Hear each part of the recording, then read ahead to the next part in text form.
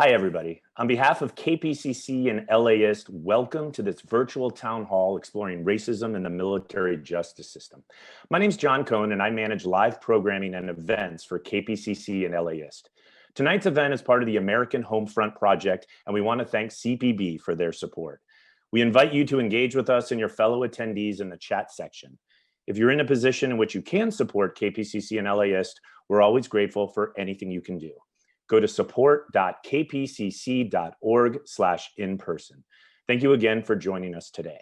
Without further ado, KPCC and LAist criminal justice, military and veterans reporter, Robert Garrova. Hello, and I hope everyone tuning in tonight is safe and well as can be during this difficult time. Here's what our guests and I will be discussing tonight. As our country confronts its history of systemic racism, the military is facing its own reckoning. In May of last year, the U.S. Government Accountability Office found that Black members of the Army, Navy, and Marine Corps were about twice as likely as white service members to be tried in general and special courts martial. That GAO report was requested by Congress in response to a 2017 report on racial disparity in the military justice system from the nonprofit Protect Our Defenders.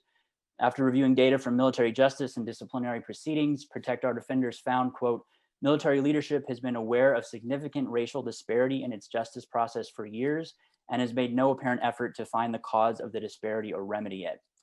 In June of this year, the top legal officers for all four military services told a congressional hearing that it will take a lot of work to eradicate racial disparities from the military justice system. The beginning of that work is to talk about it, and that's what we're here to do tonight. While we're not currently able to convene in our Crawford Family Forum, we do want to acknowledge Gordon and Donna Crawford for making our virtual events programming possible. So here are our virtual guests this evening. We have Coretta Johnson Gray. She is a former Air Force Judge Advocate General, or JAG, and a current attorney advocate. We've got Richard Brookshire. He's a former combat medic and U.S. Army veteran of the war in Afghanistan. He co-founded the Black Veterans Project in 2018, and part of their mission is to bring attention to racial disparities in the military justice system. And we have Colonel retired John Christensen. He served as chief prosecutor for the United States Air Force during his 23-year career there. He's also president of the nonprofit human rights organization Protect Our Defenders, which we were talking about earlier. I'll also note that we reached out to the Department of Defense, but we did not hear back. So I'd like to start out with the voice of someone who has lived experience with the military justice system. And we can set this up with one statistic from Colonel Christensen's report. In the Air Force, Black airmen on average are 71% more likely to face court-martial or non-judicial punishment than white airmen. So let's hear that first voice. My name is Dexter Vincent Moon. I'm one of those 71% that are normally investigated, sometimes more than the rest, because I'm an African American. I ended up getting a reduction in grade, basically a reprimand is what I received out of a general court martial. I didn't get kicked out, didn't get a dishonorable discharge, didn't get any of that. When I went back to my unit, my commander then said to me, he could now levy a separation. I had 15 and a half years in when this happened. I would have went on to finish my military career and I would have retired. I lost all of that. I lost my career. I lost my retirement. And then on top of that, theoretically, it was a general court martial. I'm considered a felon. My daughter is serving in the United States Air Force. I'm so glad that she accepted that calling to go and serve her country. But she too has had some injustices come up against her and others that she knows around her that have been of color. If I was an alcoholic, the first thing I have to do is recognize that I'm an alcoholic. The Air Force has to honestly call it out and say, yeah, we got a problem. This stuff is systemic. The Air Force is nothing different than society. These are people that came from society, and some of them bring in their own prejudices. Some are known and some are unknown. But now in society, we're trying to educate people more. We're trying to have more diversity training. We're trying to do things around, hey, get to know these other people, because just because they don't look like you doesn't mean that they're not human. Whether it's a white troop or a brown troop or a black troop, you need to look at them the same, and you have to levy a justice system that should be equal for all. So some powerful words there from Dexter Moon. Really appreciate him talking with us. Colonel Christensen, I was hoping you could talk a little bit about what sparked your initial report that you did in 2017, and we should know really that report really kicked off a lot of the attention, to this topic that we're talking about tonight. Yeah, well, what started it was, I joined the Air Force in '91, and about '95, I think it was the first time I'd heard about there's a racial disparity problem in the military justice system, and the numbers were out there, and it showed that Black service members, airmen, were getting prosecuted at a much greater rate than their white counterparts. But nothing was being done about it. I'd hear throughout my career, and then by the time I retired in 2014, I still wasn't hearing anything about what are we going to do to address this. Data was being collected, but nothing was being done. So after I separated from the Air Force, even though our organization's focused on victims of sexual assault, I really am concerned about a fair military justice system overall. And so I said, we need to get this data. So we did a Freedom of Information Act request from every service to get that data, because I knew there was this hidden secret in the military, and it was negatively impacting a lot of great airmen who had volunteered, and soldiers and sailors and Marines who had volunteered to serve the country. And so it bothered me, and I knew we had to get an answer to it. Cred, I know you've talked about real impacts of these disparities before. I was hoping you could talk a little about, and we heard Dexter talk about the real impacts there too. I was hoping you could talk about what you see in your work and your advocacy when it comes to the real, impact of what's going on right now. Well, I think part of the interesting thing is I worked with these issues when I was on active duty as a JAG, both as a prosecutor advising commanders, but also as an area defense counsel defending airmen when they had negative matters coming against them. But even after I left active duty, I still started getting these phone calls from active duty, in my case, mostly female officers, often Black female officers, who were facing negative administrative action, usually not court-martials, but usually some sort of disciplinary paperwork that was going to tank their career as an officer. And oftentimes it was their first time, usually as a 03, 04, 05, major, lieutenant colonel, ever having been in any kind of trouble with their career. And they felt blindsided. They felt betrayed. They felt like they were not being treated like they saw others treated, where you would be counseled if you mess up. For example, somebody said you made them cry, because I literally had that call. And all of a sudden now there was a command director investigation being started. There was talk about disciplinary action, removal, like dramatic things. And it really hadn't, it was the type of thing that you're like, but this is the military. Is that really the way we want to handle that? So it has continued to escalate where people are traumatized. I mean, really leaving the military angry, hurt, frustrated, and feeling like the military and the Air Force, in my case, was not living up to the core values that we preached about.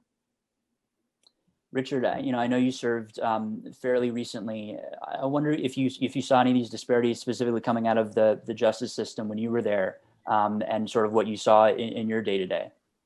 Yeah, I think like most vets or most soldiers, especially lower enlisted, and I was a combat medic. And so I approach this work as, not someone who's a subject matter expert on the legal processes in the military. And because of that, I'm deeply inquisitive, right? Because of the unique experiences that I saw from afar. I think even my own personal experiences, the kinds of things that were permissible in that environment. And you're discouraged from, especially on the lower enlisted side, from reporting issues of discrimination, or and sometimes it can be passive, sometimes it can be very active, but you're working with these people 24 hours a day, right? And unless you want to throw that keg into the wheel and disrupt in a way, knowing that very much likely that there'd be repercussions for, you know, speaking publicly or really making it an issue that you felt aggrieved or discriminated against. I think in subtle ways, you know, the Black service members that I was with were sent to line unit duty, which isn't as easy to progress in the rank when you're serving on the line, and you're away from the people that would have power over giving you those promotions. And they didn't necessarily have the kind of mentorship. The military is a bros club, right? And it's very fratty in that way. And so, you know, and it's built, I think the culture itself is built and predicated on those who were able to serve from the outset with no problem, which are heterosexual white men, right? Like the culture is built around that identity. I mean, certainly if you're othered in any kind of way, there can be an adjustment period. And I don't think that's necessarily true just for the military, but that's what we're having a conversation about tonight. So, you know, I was hoping you could talk, Colonel Christensen, the getting the data and sort of getting to these reports wasn't necessarily an easy journey for you and Protect Our Defenders, right? Yeah, it's absolutely absolutely right. So our first report, we filed a series of Freedom of Information Act requests for each service. And we asked for 10 years of data showing rates per thousand. That's how the military measures their court-martial statistics. So out of 1,000 people, how many were being prosecuted by each racial breakdown. The Air Force answered us pretty quickly on that. I knew they had the data and they just printed it out. It took a long time to get it from the other services. The Navy only eventually gave us 2 years of data, and the Coast Guard claimed they didn't have the data. So when we filed the first report, it had an immediate impact in Congress. A lot of legislation was passed. The GAO report came out. But we did a follow-up report because the Air Force had claimed that they had started a diversity panel to look at these issues that we'd raised in our 2017 report. And that took us almost 3 years of litigation in federal court to force them to turn over the results of this diversity panel. They didn't want us to see what the panel had recommended and what their conclusions were. And so we had to go to federal court and get a federal judge to order them to turn it over under threats of sanctions. You know, I was hoping we could talk a little bit just to get into kind of, for people don't know, you know, this idea of the convening authority system within the military justice system. Colonel Christensen and maybe Coretta, you could speak to this and sort of if there are any inherent sort of, biases in that system. Well, I'll go first and like Coretta's perspective on this. But so the convening authority system, unlike the civilian world where civilian prosecutors make prosecution decisions, high-ranking officers that aren't lawyers make prosecution decisions. And one of the problems when we come to racial issues and racial disparities is that that subset of commanders, convening authorities, are overwhelmingly white and they're overwhelmingly male. They look like me. They don't look like Richard and Coretta. And so I think there's a lot of perspectives that they don't understand when they're dealing with people that aren't like them. And I think that's a lot of the reason we see this. I think one of the reasons our report had such immediate impact on the second report is we included a photograph of the 14 most senior general officers in the Air Force sitting at a table. Literally every one of them was white. And that's a problem. But I'll let Coretta go give her thoughts on this. Well, and when it comes to the convening authority, you know, I think the idea that the military has is, you know, we've trained and entrusted these officers with this special duty, and we're trusting them to uphold it and handle it correctly. The problem is, you know, they're a pilot. You know, their specialty is not prosecutions, defense, criminal justice. And while they may have seen them around the Air Force or been involved with them at a commander at different stages of the game, often I find they just don't have a lot of deep knowledge about how it works, or they have a general knowledge. And let me be clear, there's not many pilots out there who don't think they can do our job too and know exactly what's going on. But a lot of times they just don't have the knowledge and experience that a experienced prosecutor or judge has. And so sometimes you go back to your gut, how you feel, what this guy reminds you of, what he do you identify with them? Do you get it? And that again brings in all those biases and things that you just can't equate for. And then when you have a judge or a prosecutor, they're already aware of that, but they also have some of the institutional experience to fall back on, so they can sort of weed through some of those things. So it really is a setup. I think it's a poor setup for those senior officers who that's just not their specialty. And I don't think they wake up wanting to screw people over, but I think they go with their gut. And sometimes their gut is wrong. And if I could just add to that, Greta's absolutely right. And I think a lot of this is they haven't been exposed to a lot of the junior enlisted, and that are often the ones who get in a higher rate of trouble, or they're not been exposed to great young Black officers.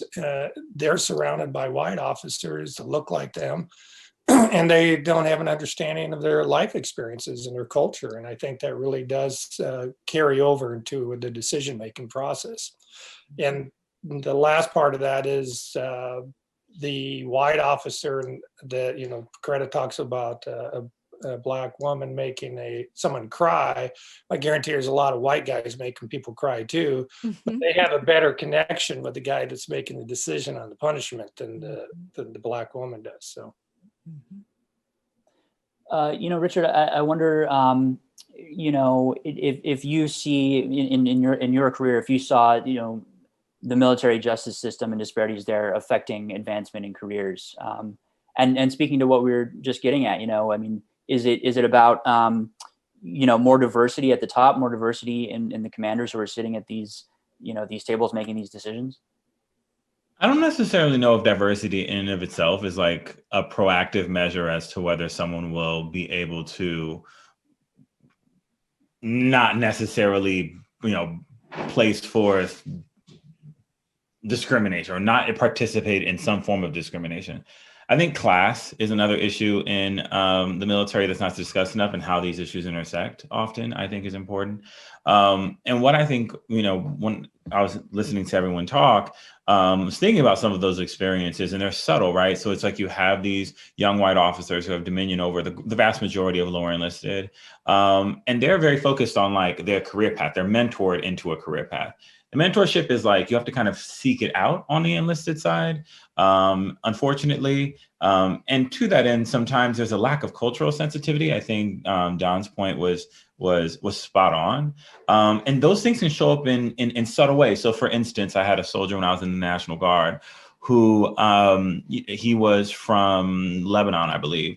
And he was a brilliant young kid, but ended up homeless. Like he was homeless and, struggling on the streets and in between, coming to drill, right? And the fact that like the leadership weren't interested in having a real robust conversation with how they could be helpful so that the soldier could, thrive. He ended up going AWOL. He disinvested. And I remember all they did, the only conversation that unit had truly had was they sent CID to come and talk to me about whether or not they thought he exhibited terrorist-like behavior. And that's just like and that's just one example, right? And in my mind, I'm just like, well, he was homeless, right? Like he was struggling to feed himself and still trying to show up and train and all these things. So when your bare necessities aren't met, certainly that's another issue, right? So these lack of cultural sensitivities, the lack of real substantive relationship building. Sometimes it happens, but sometimes it doesn't, right? You're just another peg in the wheel and you just need to stay in place, do your job. And there's a lack of accountability to the fact that like soldiers lead complicated lives, specifically soldiers of color who come in and have to deal with the othering that happens by default of them existing in an institution that's predominantly white. I hope that answered the question, but I think, there are a lot of nuanced experiences to speak to. I'd like to bring in another voice here. This is someone else I spoke with. So we can go ahead and play that tape and just hear a little bit of another lived experience. Here we go. My name is Lieutenant Colonel retired Stephanie Davis, Air Force physician. We're the primary care doc for the air crew. We keep them flying, and we actually had to fly at least 4 hours per month so that we knew the physiologic stressors or the physiologic environment that the air crew experienced.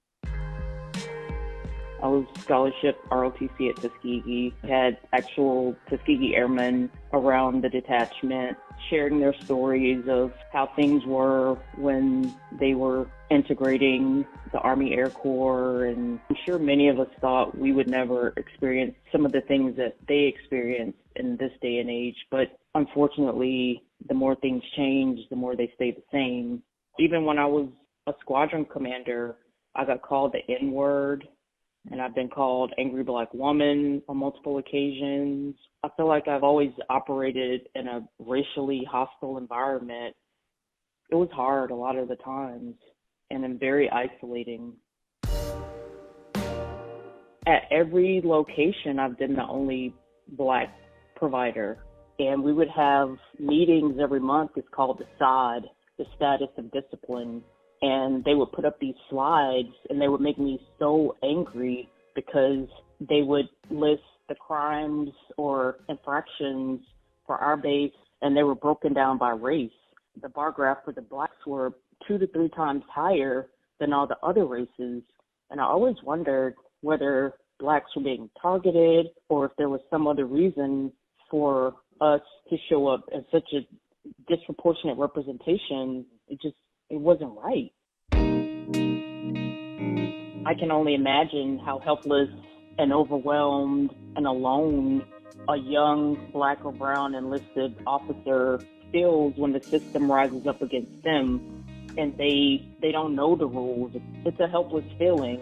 And if you don't look like them or remind them of someone in their family, then they don't feel like as if you or your career is worth saving.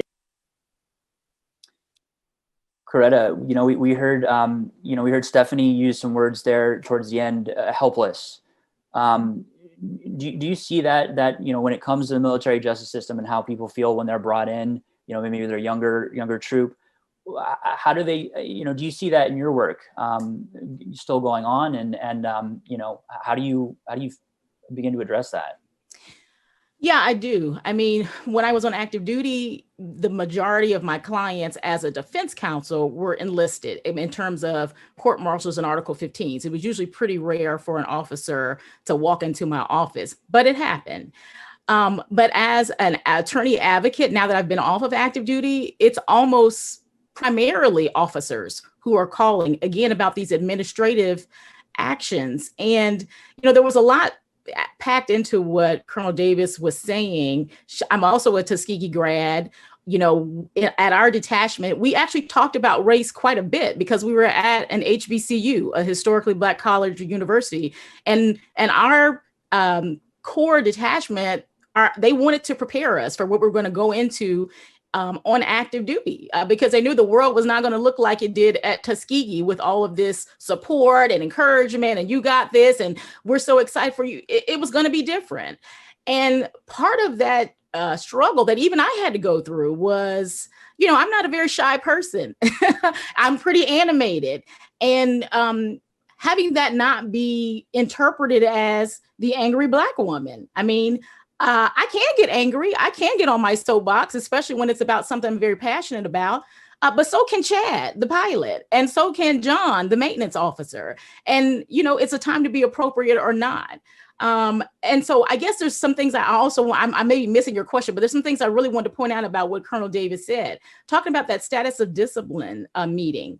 I was one of the JAGs helping to lead those status of discipline meetings where we put the data on the slides. Again, that data was for Article 15s and court martials.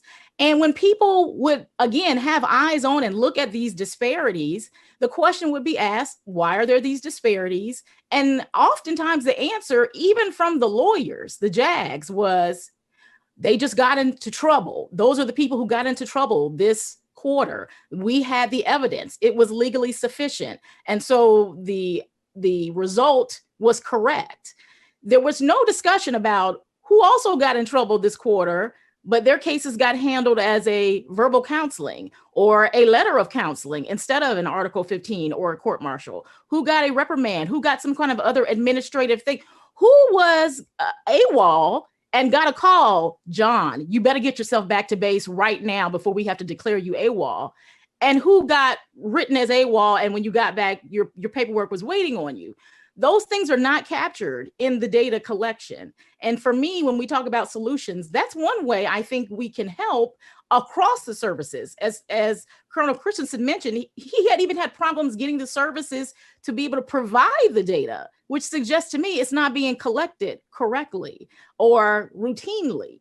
And so for all these non-believers who think that can't be, maybe this was one-off, maybe that was just that occasion, having more focus, the military saying we care about this data enough to track it, get technology to make it easier, add more personnel if we need to, whatever we need to do, you're going to be graded on these disparity issues, means that they will pay attention to it. And it's important because there are still a lot of people who don't believe and they need the data to help them. And then there's those who, no matter what data you have, they will never believe, but we can still hold people accountable. And we've been missing that piece.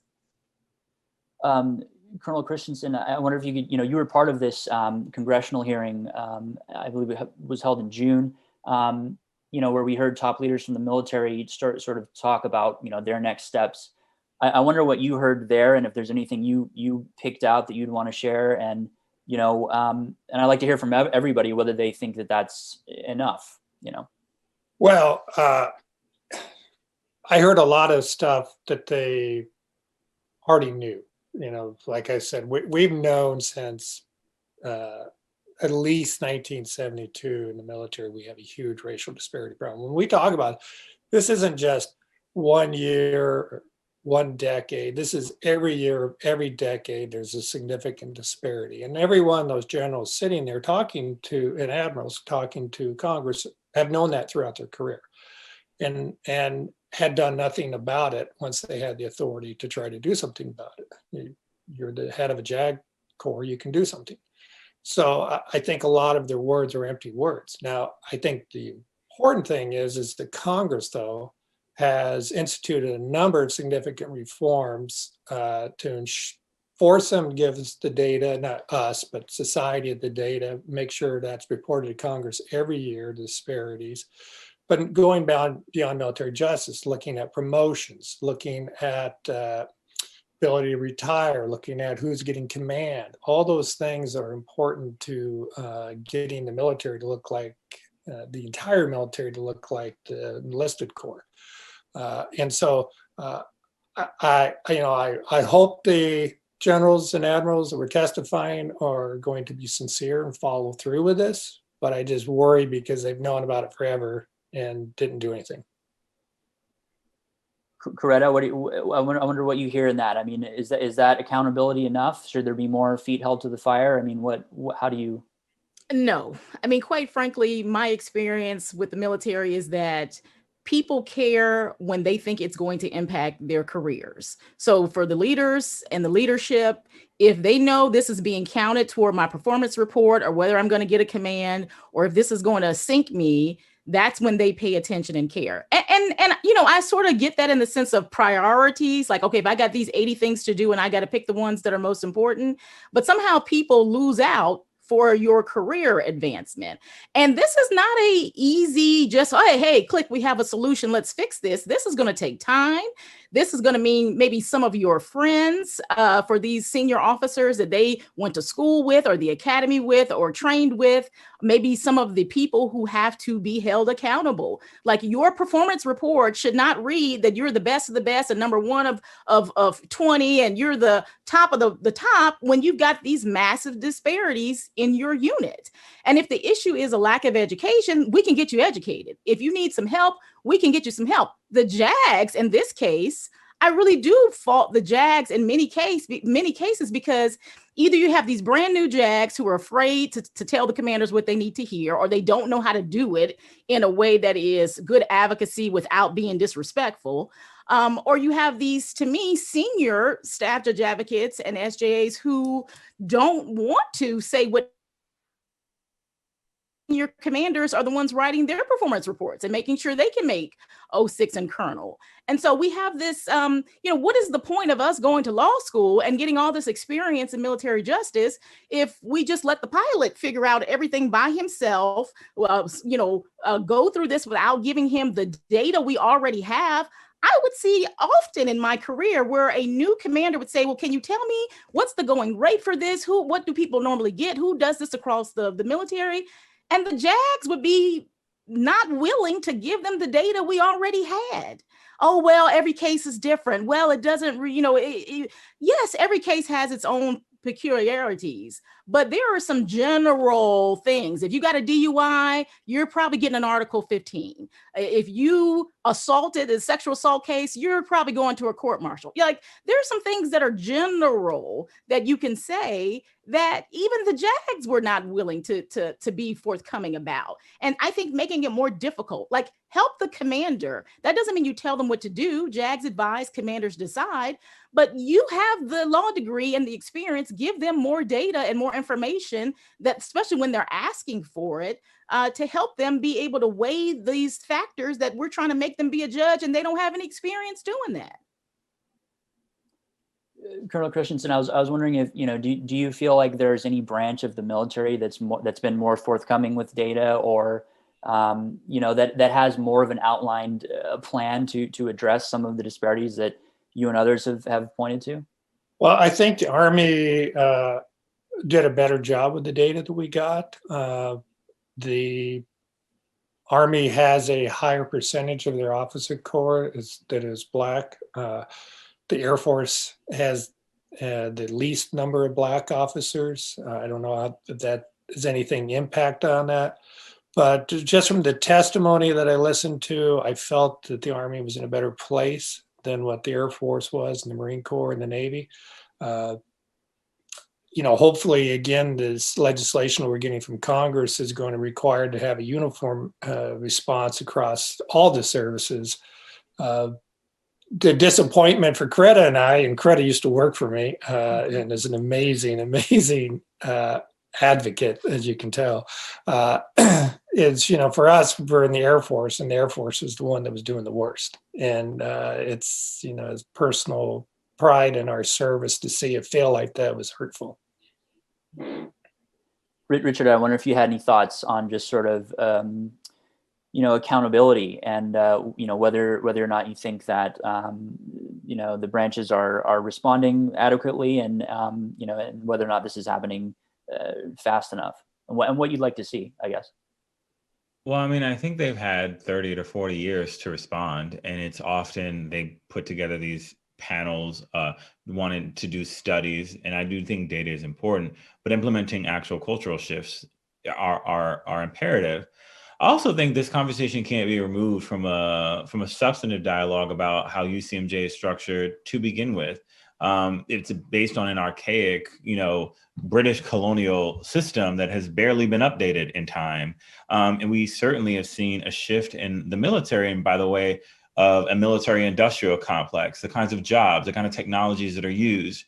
And certainly because the nature of battle has shifted, the nature of the military has shifted, the nature of our empire has shifted. Like, there needs to also be a reckoning about worker rights. And this is just, I believe this is just one element of that. I think I lost track of your specific question, but I wanted to make that point. No, yeah, you got to it.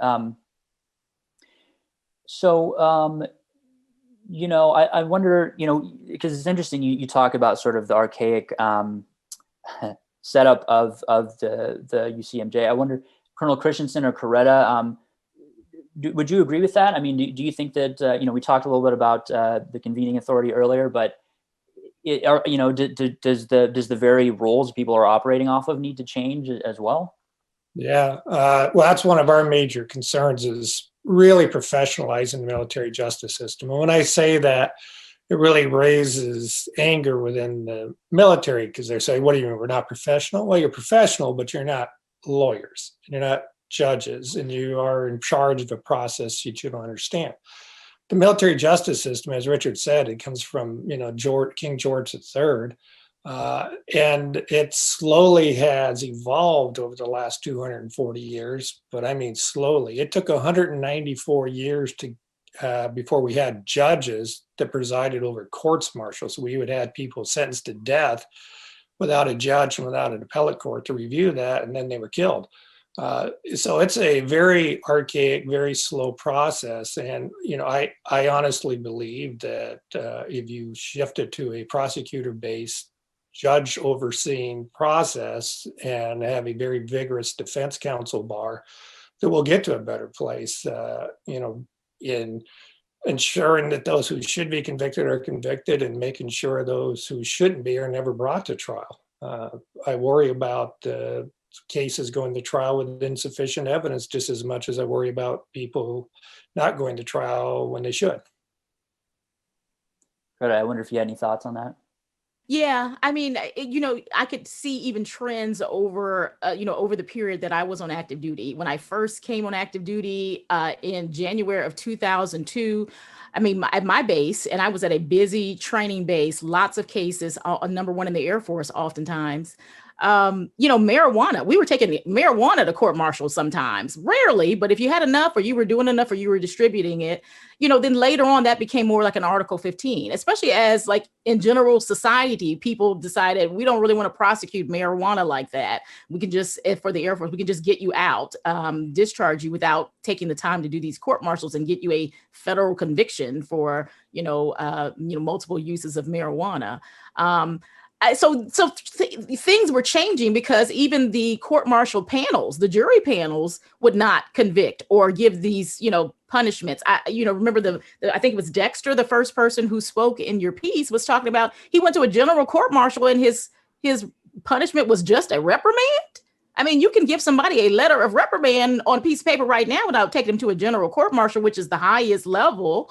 So yes, things change as our culture shifts and changes, and the UCMJ needs to change with it. And it is a slow, multi-step, multi-form process to get anything updated and changed. It took years just to get, new articles on sexual assault and other things, rape, updated in the manual, things with sodomy, just all these other articles that needed to be updated. So yes, things change. And it's interesting because there'll be things that are in the UCMJ and people are like, oh my God, you prosecute, people for adultery? Well, yes, but in many cases, not that often. It had to be like a really egregious case. So it's on the books, but then we don't really do it. So why is it still on the books? So it needs updates for sure. Yeah, I just wanted to jump in with the point. I read a piece in the New York Times Magazine about military contractors who'd been arrested for marijuana offenses, often by the Kuwaiti government, and then held in prison, tortured. I think right now there's still 11, most of whom are Black vets, and they actually served prior to going to contract positions, and that's the whole reason why there's a pipeline of Black folk deciding to take those jobs, because they pay well. But they're outside of the purview of the protections of the military. And military is obviously a system that needs accountability, but when you have half of the people that are deploying to places like Iraq are military contractors, and there's no real apparatus of accountability. There's like this real gray area. And now that, you have these contractors wallowing in prisons, obviously the military is shifting, right? And there's a need to account for all of that. And I think we can have a really robust conversation about how the military itself adjudicates. But if we're not honest about what the military might look like in 50 years, when, the level of the degree to which we're relying on contractors is happening, then we're going to miss the mark, and we're actually going to create a conundrum for ourselves that reinforces itself in 25, 30, 50 years. But Robert, can I also say one thing too? I think that's a good point that Richard made. But I also think even if we just applied and held folks accountable for the UCMJ that we have right now, that we could make a more effective system than what we're doing. I honestly think heads have got to roll. Like, people have to lose their careers. People in senior leadership, just like what happened with Fort Hood. And even that is just at a sort of a beginning stage. Oh, you got fired, or you're under administrative investigation, you're suspended. But, people have to feel some pain. And it doesn't take that many people to be honestly made a good example of, because they sort of serve up these bad cases, for other leaders to get the picture that, okay, now they care. Okay, they're taking this seriously. Right now, honestly, to me, there really is no negative action or result that happens if you have a disparity problem with military justice in your unit. Talk about it, look at it. Oh, that's interesting. Wow, I wonder why that is. And you get your sterling performance report and move on to your 05, 06 position. So there's got to be a reckoning that says, we take this seriously, we care, we have eyes on it, and we're going to hold you accountable. We may not be able to re-raise you how your mom and dad, whatever situation you came out of. We may not be able to change your heart and all of this stuff, but we can change your actions, and we can affect and say, that's not the way we want it done. And we're not doing that. And it's decades. So now is a good day to start. Mm-hmm. It's interesting you said that about, even if you just took the UCMJ, how it is right now, it kind of leads to the last voice, which I'd like to play. We're not going to use her name. She's active duty, and we agreed not to use her name or photo, but let's listen to this last lived experience, this voice. I have been in the military 20 years now. I feel stupid for staying around. Although I am serving my country, but I feel stupid for staying around and dealing with this level of abuse for this long of a period. At each base, I would give it a try and be hopeful they can see me for who I am versus the color of my skin or the stereotypes. You have to train commanders to lead different people from different backgrounds. I don't see that happening. The American culture as a whole does not see the lives of Black Americans, does not understand that. And so they employ these stereotypes, and these are people who are senior leaders now. That's their belief. And they have this statement in the military: perception is reality. If a commander perceives that you are this person, that is their reality, and they will treat you as such. Me, as a mom, my goal is to never allow my children to go into any branch of the service for fear that they will be treated just like I was treated.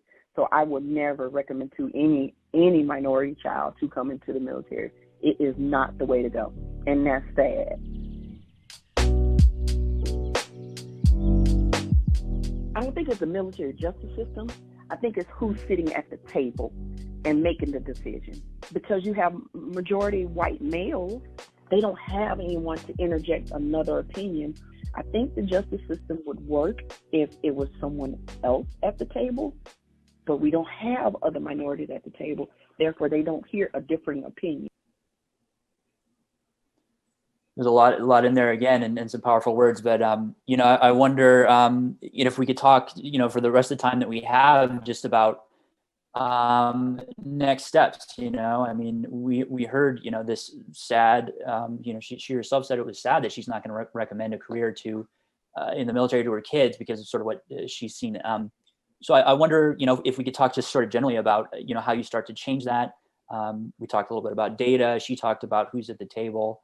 I wonder, Coretta, you're nodding your head. I wonder if maybe you want to start.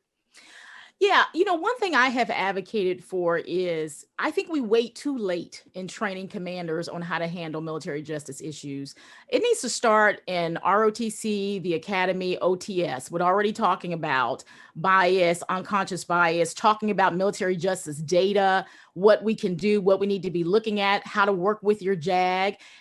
Those things need to start at the very beginning and then be reinforced all along the way. So, okay, you learn that in your initial training, you come on active duty. Now you're going to learn that when you go to, the training that we send our company grade officers to. And then when you become a field grade officer, you're going to get it again in that training. You're going to get it when you go to squadron commander school. You're going to get it Air War College. Like, it needs to be every step of the way, because I also just emphasize again, most commanders are not dealing with military justice, court martials day in, day out. So this may be their first time and they're training or learning on your case. And it just becomes unfortunate for you that later on they feel like they have more experience on how this goes or what should be, or, oh, okay, that's not such a big deal. I mean, even things as simple as people having nicknames. I had a case where somebody was also known as, Pookie or some other silly nickname.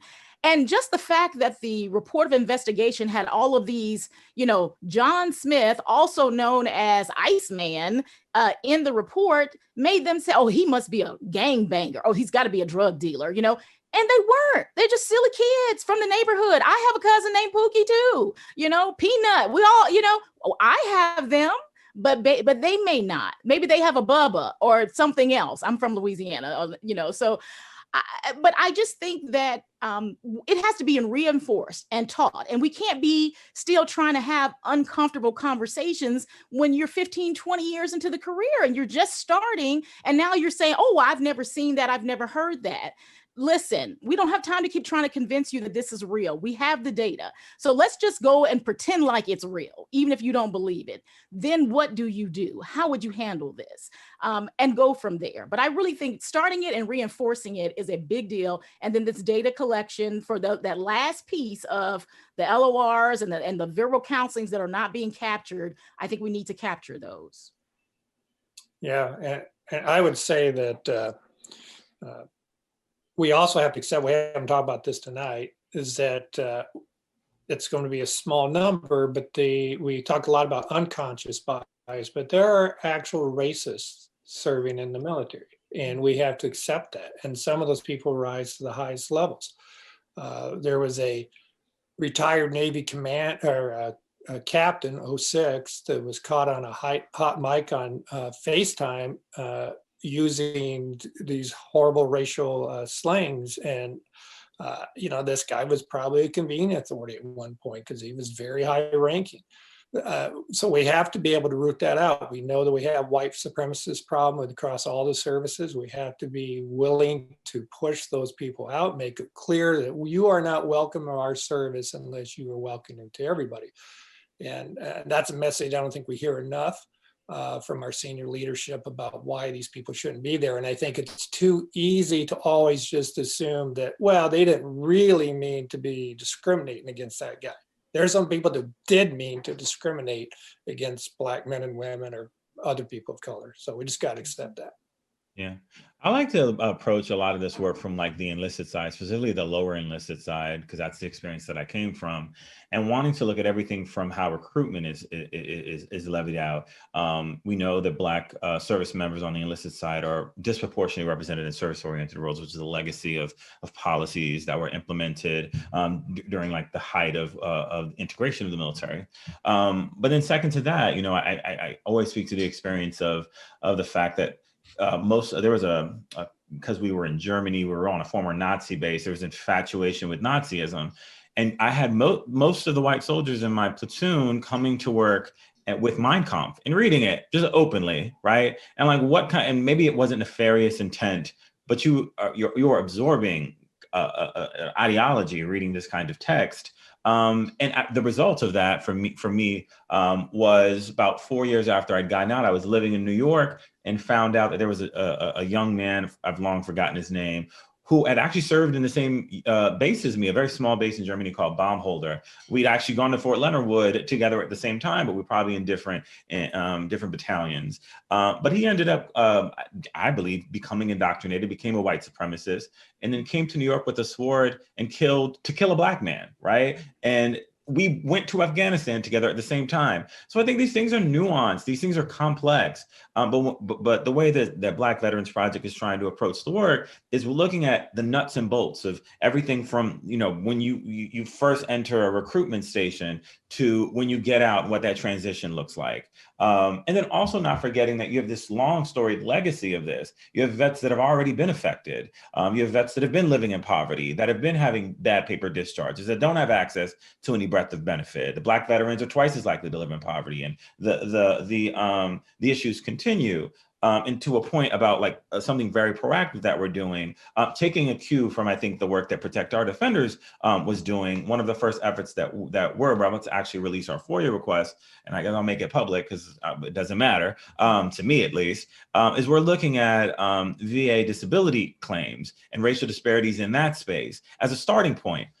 For a conversation around the veteran angle. But on the military side, we know that the military since 2013 have mandated a racial bias survey.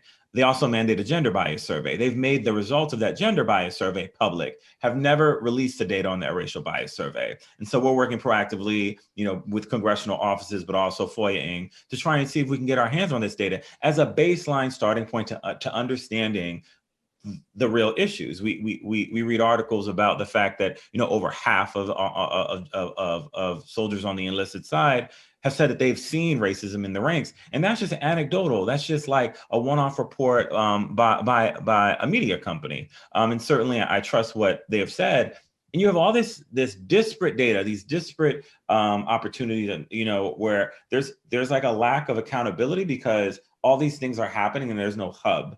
There's no real centralized conversation happening. And so what we're hoping to do, and now we're plugged into a coalition that was founded over the summer of other Black veteran organizations that are far more storied than ours, and starting to organize as Black vets ourselves, because we realize in order to hold the military accountable, in order to hold the VA accountable, we can't bequeath our power over to other people to do it for us, and so we have to be in charge of making sure we get our hands on this data.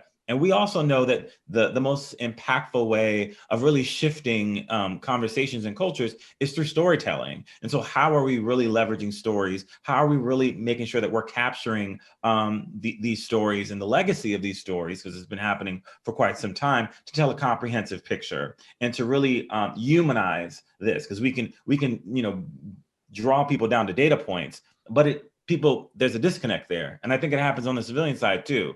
But having taken all those lessons learned, that's the approach that I'm trying to take. I thought Richard said something interesting there, where you're sort of, you're starting somewhere, and I wonder, if starting with the military justice system is just sort of the beginning of rooting out more of the larger, problem of racism within the military. I mean, is that do you feel like it's a good starting point? Any of you, really? I do. Yeah. I certainly do. Richard, go ahead. Yeah, before I lose my thought, thank you. I would say that I do think it's a starting point, but I think it's missing the bigger picture. The fact that we're not looking at comprehensively, having a comprehensive conversation about from everything from recruitment, and the fact that you get in service-oriented roles and what that means, and then what that leads to. And then you have, and it's kind of like when we talk about the justice side on the civilian landscape, we're not talking about substantively enough about the traumas of poverty or the traumas of inaccess. Or the traumas of generational impacts of anti-Black racism. And so if we don't, and I think to Coretta's point, she made that earlier, if there isn't an edification process that's happening in leadership, I don't think we'll ever get to the root cause of how we solve this issue substantively, outside of just the purview of military justice, because I know racism happened in such subtle ways, but it had real impact. Whether it was the fact that Black service members decided to get out and not serve and not and kind of X their military careers and come out jaded, to the fact that you could get a non-judicial punishment and it has just as much of a stain on your record, you know, and it may never touch the formal processes of military justice. So yeah, I hope that made sense and was comprehensive.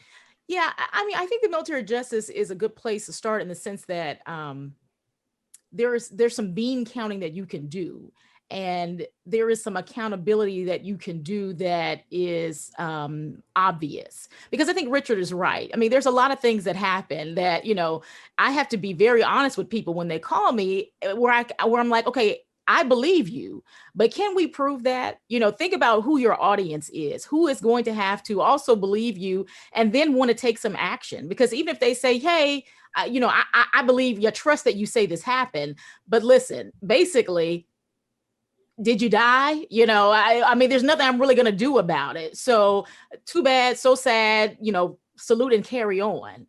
And so, you know, people are left like, but I didn't get justice. Nothing, you know, nothing was done to whoever they feel wronged them or did not treat them fairly. And you know what? That's a lot. There's a lot of that going around the military. I mean, we see what's happening at Fort Hood. We know that that is not just at one base. There are a lot of people who are going through in their military experience that we just don't, you know what's bubbling under the surface. But I think military justice is a good place because you can do accountability. And I do have to be honest, in most cases, for cases that went as far as a court martial, I felt like when it got into that courtroom, for the most part, justice, what I thought was justice was served. But my issue has been what's happening before it gets to that courtroom and what cases never make it there. And that's where I feel like there's so much discretion that is not being overseen and that the people are not being held accountable for how they use it, that is leaving our system with so many people feeling jaded and upset. But on the other hand, I have little cousins right now who talk to me about military service. And to be honest, I talk to them more about concern about sexual assault than I do about the racism issue, because this is America, you know, racism is everywhere. Discrimination is everywhere. It's just something you have to deal with and persevere through. If you let that stop you, you'd be curled up in a ball somewhere. So I'm more concerned about them getting attacked, male and female, going through some hazing process or somebody, you know, being upset and retaliating against them, because I feel like I can help them through some of these other things. But yes, it's a good place to start because there's a way to hold people accountable. We just aren't doing it. And if we started today, it would make a world of difference. Colonel Christensen, I wonder if you had anything to add? Well, yeah, I mean, I think military justice process is like the epicenter, but with the realization that only a small percentage of the force actually ever gets to be brought into the military justice system. So the court-martial rate is about 2%. So 99.8% of the force aren't brought into it. And what we have to understand is that there's all these administrative actions that never rise to the level of JAG involvement that can end a career, a bad performance, a reprimand, not being able to re-enlist, not being able to re-enlist such that you lose your GI Bill, which is a huge, problem. If you come into the military, a GI Bill is an incredible opportunity for upward economic mobility. That's taken away from you by, somebody who's just got a racist bent or isn't treating you right. That's horrible. So start there, but understand that this is, just a tiny fraction of all the issues we're facing in the military. It's just, as Coretta says, it's one of the numbers we can look at. We've got a question in the chat. I was hoping to get your thoughts on in the few minutes we have left. So it's around the nomination, President-elect Biden's nomination of General Lloyd Austin, and if that will change the culture at all. I wonder if anybody has any thoughts on that. Oh, I'm muted. I'll say the election of Barack Obama didn't necessarily change the state of the country by way of racial justice, not as substantively as we would have hoped. So we understand that like representation can sometimes be superficial, right? And so I think there needs to be structural shifts. And so I don't necessarily know if if the highest ranking person in the military is going to be the one to really force that cultural shift, especially when they're the first one. They're the first African-American, right? They don't want to necessarily ruffle waves and reorient the entire military, even though it is necessary. But I'm hopeful that perhaps he'll surprise me. But I've learned from experience that I'm not necessarily getting my hopes up there. I think the representation is important, but this stuff is happening. These are captains writing paperwork. This is, majors and lieutenant colonel squadron commanders who are preferring charges. Something has to happen at levels that the Secretary of Defense is never going to get into. And the same thing, the Air Force has a historic chief of staff in General Brown, and that's fantastic. But I can't expect him to go and fix what's happening in every single squadron. I can't expect him to set a tone. I can't expect him to credit data that the Pentagon has had and fought to keep secret. And I think that that will set a tone, but he's not going in there and writing these performance reports after people screw up and letting them get on to new jobs. So it's going to take every single airman with a capital A in the Air Force doing their job properly. With that, we are just about out of time. It's been really great, and I'm so appreciative for everyone taking the time, and I think it's been a really great discussion. Thank you. I'll point out at the end that the event was part of the American Homefront Project funded by the Corporation for Public Broadcasting. Again, a huge thank you to Major Gray, Colonel Christensen, Richard, appreciate you being here. Thank you to Dexter and Stephanie for sharing their stories, and as well as our anonymous guest. And big thank you to the team at Protect Our Defenders who helped so much with this event, as well as Rebecca Stewey and the KPCC in-person team. So stay safe, everyone. We appreciate you taking the time and tuning in, and we'll see you next time.